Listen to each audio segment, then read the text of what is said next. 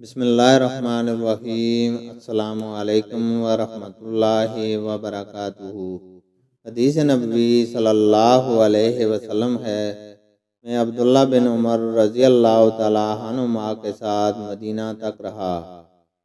میں نے اس ایک حدیث کے سوا ان سے رسول اللہ صلی اللہ علیہ وسلم کی کوئی اور حدیث نہیں سنی۔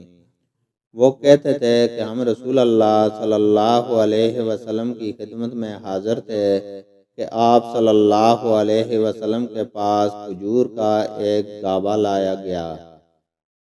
اسے دیکھ کر آپ صلی اللہ علیہ وسلم نے فرمایا کہ درختوں میں ایک درخت ایسا ہے، اس کی مثال مسلمان کی طرح ہے۔